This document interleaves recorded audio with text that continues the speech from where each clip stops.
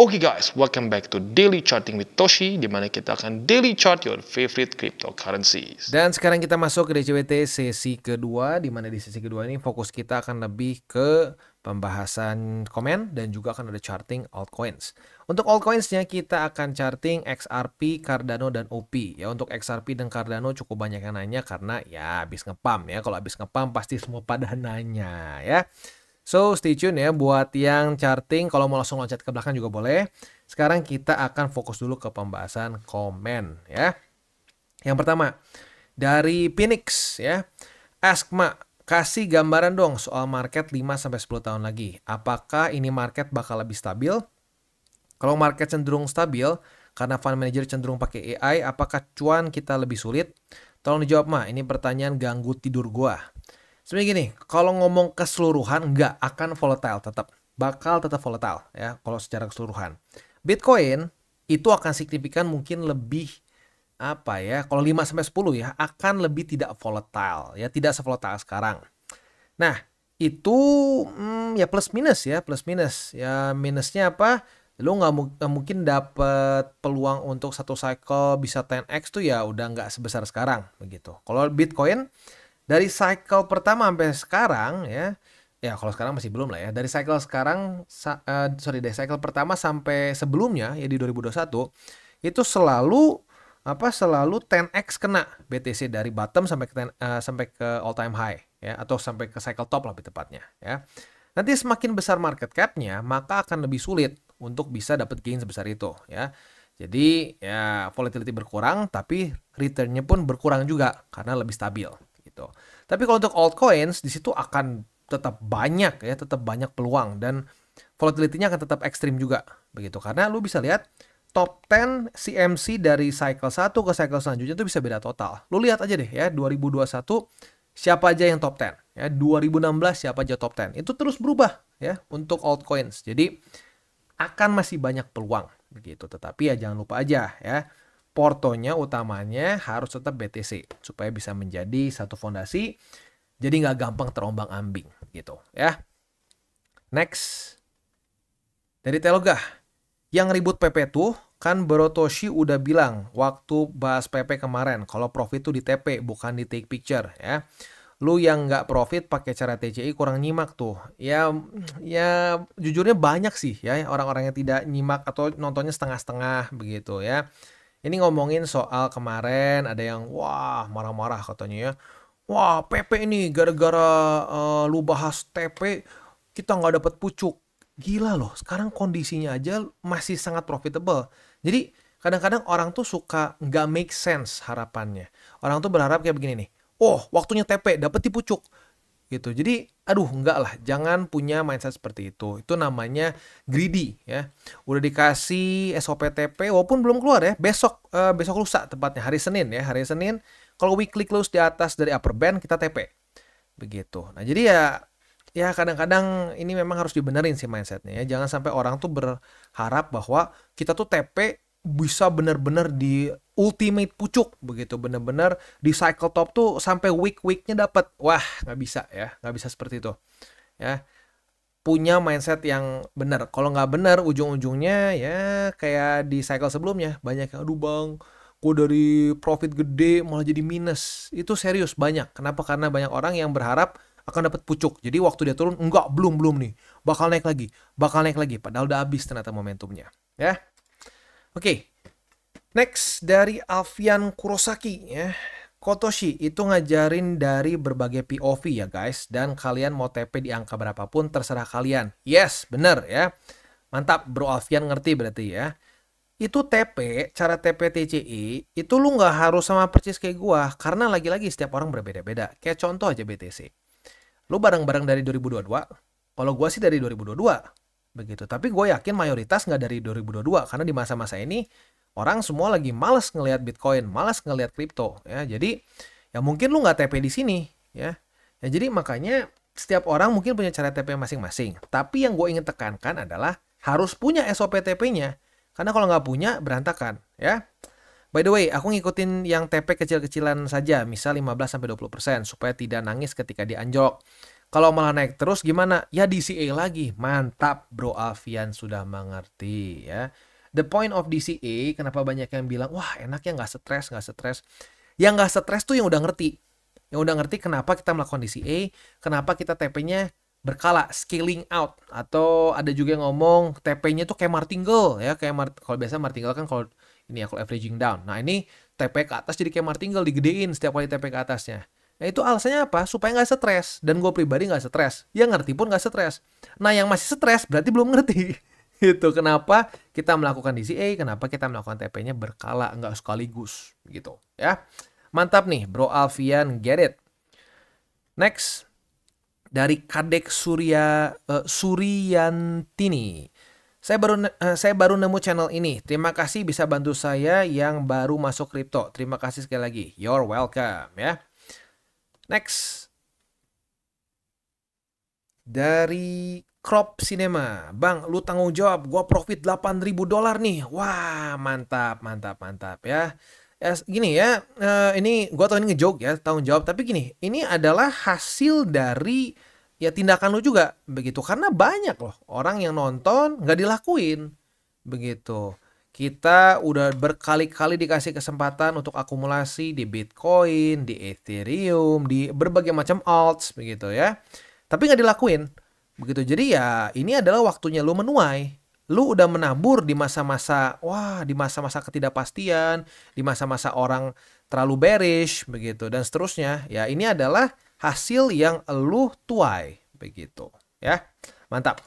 Congratulations ya, semoga lebih gede lagi nih. Karena menurut gua cycle kita sih masih belum beres kalau dari teori cycle, begitu ya. Oke, next dari Niki D ya. Bang, aku masih newbie dalam kripto dan pembahasan lumayan mudah dipahami. Dan kemarin aku tak close all di PP karena kemarin entry rada pucuk gunung. Bang, lanjutin bang. Jarang-jarang YouTuber pembahasan kripto bagi-bagi informasi tanpa kelas-kelas begitu ya. Edit. Bang, bahas Multiverse X, EGLD sama Floki dong. Ya ini dipertimbangkan ya. Jadi ya apa namanya, sebenarnya lagi-lagi ya, TP itu sangat personal. Kalau untuk DCA sih itu masih lebih gampang. Kesannya orang bisa masuk di mana aja gitu. Gua nggak dari bawah banget bang. Ya nggak apa-apa, bisa mulai dari baru gitu. Dari mau tengah cycle, mau di seperempat cycle, itu masih bisa. Tapi kalau TP itu very, very, very subjective dan very, very personalized begitu. Jadi sekali lagi, lu nggak harus ngikutin cara TP-TCI ya. Itu bisa lu dengan cara lu masing-masing, lu punya kreasi sendiri. Tapi yang pasti pentingnya itu ada SOP TP. Kalau nggak ada SOP TP, cuma ya ntar aja kalau feeling gua udah bearish baru gua TP. Hati-hati. Itu sudah banyak orang yang curhat dari zaman 2021 itu, dari profit malah jadi bukan cuma break even point, tapi malah boncos akhirnya, minus gitu ya. Next. Dari Dani Andrianto, Bang please highlight, aku udah TP di BTC. Dan sekarang ada peluru rupiah 30% dari dari total porto. Nah, aku pengen masuk 100% di kripto. Gimana bang strateginya biar tidak salah langkah? Karena belum masuk semua saja. Profitnya udah lumayan banget, jadi ingin memaksimalkan profit dengan masuk semua di kripto. Thank you Mang Toshi and team, semoga makin profit dan diberi banyak kemudahan dalam hidup. Amin, amin, amin ya. Jadi kasarnya udah TP ya, ada 30% nih, yang sisanya bentuknya rupiah nih. Nah, akumulasinya gimana? Akumulasinya sebenarnya simpel. Yang pertama, kalau lu masih dalam bentuk rupiah, kalau lu mau pakai TA, lebih baik pakai USD ya, pakai USD base, mau pakai USDT, USDC terserah, pokoknya yang penting USD base pair begitu ya. Supaya apa? Karena kalau pakai IDR, itu gue udah pernah bahas berapa kali sih ya, itu nggak TA tuh jadi kayak lebih gampang fake out begitu ya. Jadi lebih baik pakai USD kalau lo pengen pakai TA, dan tinggal ngikutin DCWT begitu ya. Tinggal ngikutin DCWT, nanti ada retest ke support tertentu ya tinggal dibeli begitu. Dan rasionya kalau bisa sekarang ya masih 70-30 lah, in general masih harus lebih banyak di BTC karena balance sheet-nya masih terus turun, belum ada tanda-tanda peningkatan begitu. Interest rate udah makin baik tapi balance sheet-nya masih belum begitu ya. Nah, kalau DCA murni nggak usah diubah ke USD ya, rupiah aja nggak masalah ya. Tinggal ya konsisten aja ya. Misalkan lo Mau per seminggu sekali beli BTC ya, BTC atau Ethereum setiap seminggu sekali, ya terus dibeli. Nggak usah dipikirin ini mau naik berapa, biarin ya, beli terus ya, terus akumulasi ya. Jadi harus tahu dulu yang mana murni atau pakai TA gitu ya.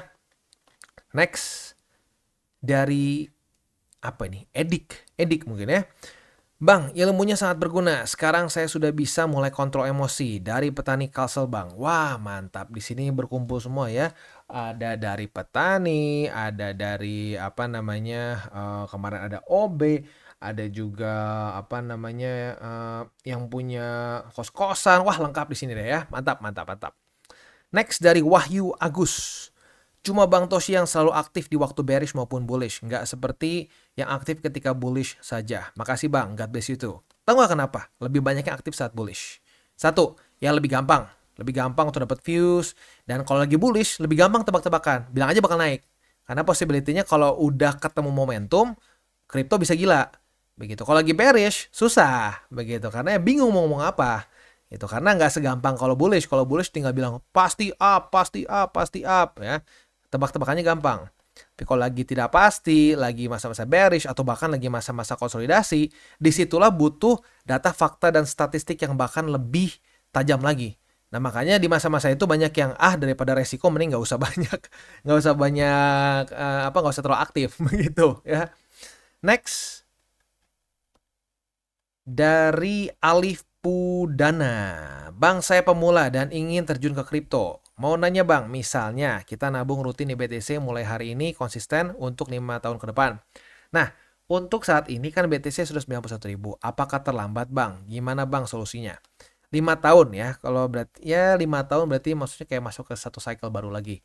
Arguably masih oke aja kalau 5 tahun begitu. Tapi kalau misalkan lu DCA murni target cuma 1 tahun 2 tahun, itu mungkin resikonya udah ya sedikit terlalu udah terlalu telat lah begitu. Tapi kalau time horizon lu 5 tahun bahkan lebih panjang lagi, menurut gua oke aja. Dan gini, kalau lu DCA murni, ini kan maksudnya ke DCA murni berarti lu mau setiap hari misalkan, atau berapa nih, setiap rutin BTC mulai hari ini konsisten 5 tahun ke depan misalkan. Nah, lu tinggal tentuin mau per berapa lama, per seminggu, 2 minggu, sebulan.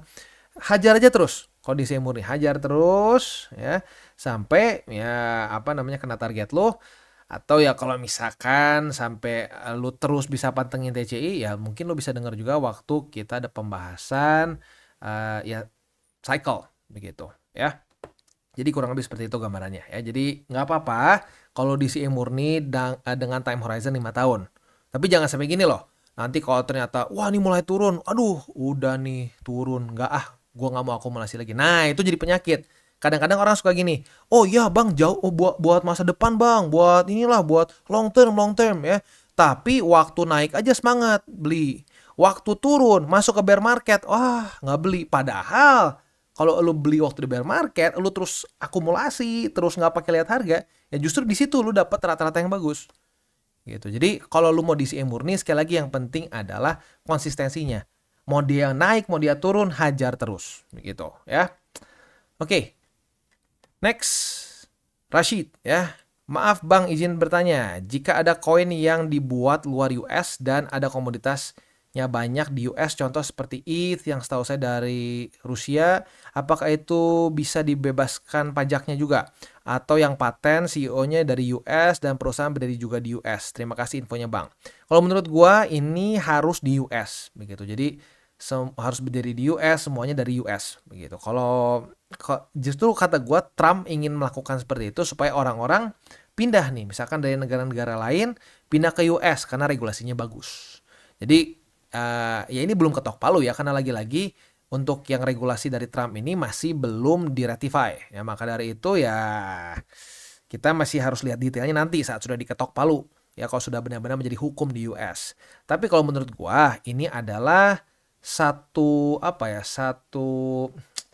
hal yang dicoba oleh Trump supaya bisa mengundang banyak orang-orang, para tim dev yang dari luar ke US supaya kena keringanan pajak, nggak usah bayar sama sekali gitu ya. Next dari Masrul Ham ya, Saragi. Mak Toshi, kenapa altcoin season belum mulai? Namun kenapa banyak altcoin yang sudah naik? Tetapi balance sheet kan masih turun terus. Apakah jika balance sheet nanti mulai naik, altcoin yang sudah naik bisa naik lebih tinggi lagi? Gini sebenarnya ya. Jadi altcoin season itu bukan berarti altcoin nggak bisa naik. Bisa aja naik begitu ya. Dan kalau kita ngomongin masa-masa kurang liquidity itu sekali lagi itu bukan berarti altcoin tidak bisa perform. Tapi in general altcoins akan ke underperform oleh BTC. Sekali lagi, nggak semua, tapi in general, secara keseluruhan. Begitu, ya. Nah, nanti saat sudah terjadi altcoin season, ya disitulah masa-masa altcoins lebih menggila lagi. Dan nggak harus BTC-nya drop loh, ya. Sekali lagi, kita lihat kondisi 2021, ya. 2021 di mana ini masa-masa altcoin season nih. Masa-masa altcoin season. Banyak orang berpikir bahwa, oh BTC-nya ngedam ya. Enggak juga. Lihat di sini ya, Bitcoin dominance mulai turun dari ya Desember lah 2020 ya, 2020 sampai 2021. Kita bisa lihat di sini apa yang terjadi, Bitcoin dominance terjun payung, BTC tetap ngepam loh, serius. Lu bisa lihat sendiri di sini sampai all time high dia tuh masih ngepam 134%. Nah, tetapi altcoins di sini ada yang 10x lah, ada yang 5x lah. Ya, lagi-lagi setiap altcoins berbeda-beda, tapi disitulah masa-masa di mana altcoins berjayanya luar biasa sampai orang lupa, BTC sampah lah cuma naik 100%. Yang lain bisa naik sampai 10x, 11x, 20x, dan lain-lain. Nah, itu yang bikin orang suka lupa. Di cycle selanjutnya nggak mau punya BTC. Padahal di cycle baru, di mana masa-masa QT, itu BTC yang mendominasi. Ya gitu. Makanya kenapa dari cycle ke cycle banyak orang yang terjebak kebanyakan punya altcoins. Karena dia punya permasalahan recency bias. Dia hanya melihat data-data yang baru-baru saja. Yang udah lumayan lama ke belakangnya lupa semua. Begitu ya. Oke, next dari Yusuf Kurniawan. Sehat buat Mak Toshi dan keluarga. Selalu memberi edukasi yang sangat mahal. Tapi tidak diperjualbelikan kayak channel-channel sebelah. Salam tabur tuai Mak Toshi. Salam tabur tuai juga ya. Oke. Terakhir dari Triandoyo, saya pekerja kasar bang, terima kasih banyak bang, sehat terus untuk abang, amin. Ya jadi lagi-lagi semua jenis orang, semua pekerjaan ada di TCI ya, ada juragan kos, ya ada ibu rumah tangga, ada juga tadi ada kuli bangunan kemarin, ada office boy, ada pekerja kantoran, lengkap semua di sini. Jadi jangan sampai berpikir, oh gue cuma begini, oh gue cuma begitu. Semua sama aja, yang penting punya rasa ingin tahu dan rasa ingin belajar ya. Oke, langsung aja kita masuk ke pembahasan altcoins ya. Kita masuk Cardano dulu. Tapi sebelum kita masuk, seperti biasa gue akan disclaimer dulu bahwa semua konten dari TCI bukan financial advice. Ini semua bentuknya adalah edukasi. Lalu bagaimana cara untuk mendukung TCI? Ada banyak caranya. Lo bisa like our video, bisa share our video, atau juga bisa menggunakan link referral kita di bawah. Dan sekarang kita akan dengar dulu pesan-pesan dari sponsor kita pada hari ini. Oke, today's video is brought to you by CoinX. Dimana di CoinX ini kita bisa melakukan berbagai macam hal. Cocok untuk newbies sampai ke advance. Untuk para newbies bisa menggunakan swap di sini ya. Di swap di sini simple banget, lu jadi nggak perlu TA sama sekali. Untuk yang DCA murni cocok untuk menggunakan swap ya. Tinggal kalian pilih stablecoin mana yang kalian mau pakai. Contohnya pakai USDT aja. Nah kalau untuk yang DCA murni, gue sarankan sih ya BTC atau Ethereum aja ya. Jangan di luar dari dua itu. Karena ya kalau untuk DCA murni lebih amannya di dua aset itu. Karena yang lain-lain bisa extra volatile ya. Lalu buat lo intermediate di sini ada spot trading ya. Lalu juga di sini ada margin trading, ada juga futures, dan futuresnya ini bukan cuma futures trading aja, tapi ada juga copy trading. Jadi sangat lengkap buat lo yang mungkin ngerasa bahwa aduh bang, gue mendingan ngikutin aja trader lain yang sudah lebih punya pengalaman. Nah, monggo lo bisa ikutin juga di sini ada berbagai macam trader yang lo bisa copy. Nah, selain juga di situ ada newcomers eksklusif di mana ini untuk para pengguna baru ya, dan ini setiap bulannya di-update. Jadi buat lo yang tertarik silakan bisa ikutan karena lo bisa mendapatkan cashback 10 USDT, 30 USDT, 60 dan seterusnya dengan cara yang relatif mudah ya. Seperti complete first deposit ya. Lebih dari 40 USDT bisa dapat 10 USDT cashback. Mantap ya. Nah, selain juga di situ kita bisa earning aset yang sudah kita beli. Misalkan kita sudah akumulasi BTC, Ethereum, dan berbagai macam altcoin altcoins lain ya. Nah, di sini kalian bisa ambil juga yield-nya. Begitu ada FTM, ada BTC dan seterusnya. Bahkan USDT pun saat lu masih nganggur nih, belum dipakai beli nih. USDT-nya juga lu bisa masukin ke sini ke earning-nya mereka ya. Oke, jadi kurang lebih seperti itu untuk CoinEx ya. Selanjutnya, buat lo yang belum punya akun di CoinEx, pertimbangkan untuk menggunakan link referral kita di bawah dan mulai trade di CoinEx. Kita mulai dengan Cardano. Untuk Cardano kita bisa lihat di sini ya. Untuk posisi future sebenarnya belum ada setup karena kemarin kan terakhir long dan shortnya udah beres, udah KTP semua. Tiba-tiba tanggal 15 November kemarin ngepump 21,18%. Wow ya. Nah, setelah pump ini kita bisa lihat ya belum ada setup futures, jadi kita tunggu sampai besok. Besok kalau daily close dari Cardano di bawah dari 0,7712 ya kita bisa pertimbangkan untuk limit posisi short di sini ya. Itu kurang lebih untuk setup futuresnya, tapi untuk sekarang masih belum ada konfirmasi ya. Posisi spotnya di angka 0,668, di angka 0,639 dan di angka 0,625. Ya, buat yang mungkin kelewat ya berita dari zaman-zaman sini ya, kenapa Cardano belakangan ini jadi gila pumpnya? Karena Charles Hoskinson ya, which is founder dari Cardano dan mantan co-founder dari Ethereum, banyak yang nggak tahu nih ya, bahwa founder dari Cardano yaitu Charles Hoskinson itu dulunya adalah co-founder dari Ethereum, cuman dia pisah bikin Cardano ya. Nah, dia itu baru saja terpilih menjadi advisor untuk masa jabatan Trump sekarang. Jadi salah satu yang akan memberikan saran ke Donald Trump adalah si Hoskinson. Maka dari itu banyak orang yang merasa bahwa wah Cardano bisa jadi spesial di cycle ini karena Hoskinson-nya kepilih oleh si Trump ya. Oke, next kita masuk ke XRP. Untuk XRP juga nggak mau kalah, dia ngepump gila-gilaan juga. Nah kalau untuk XRP gue pribadi belum terlalu ngikutin lagi nih ada apa belakangan ya. Terakhir dia yang kalau gue inget sih dia malah ini kan dia nyumbang itu malah ke si Kamala Harris ya.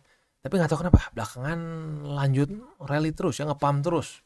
Jadi untuk posisi futuresnya ya belum ada setup sih ya karena terakhir kali di sini ada retest 1 retest 2, posisi shortnya udah kena target TP, tapi udahnya beberapa hari kemudian ngepump lagi begitu. Jadi belum ada setup posisi futures. Posisi spotnya sekarang ada di angka 0,7226 dan di 0,6464 ya. Itu untuk posisi spot di XRP. Next kita masuk ke OP ya. Untuk OP kita bisa di sini posisi short kita di EMA 20 sudah kena target TP. Retest 1 kemarin, retest kedua pada hari ini kebuka posisi short. Untungnya sempat dulu nge-wick ke bawah. Artinya posisi short kita sudah kena TP di 1,12% profitnya ya. Lumayan. Itu untuk posisi shortnya.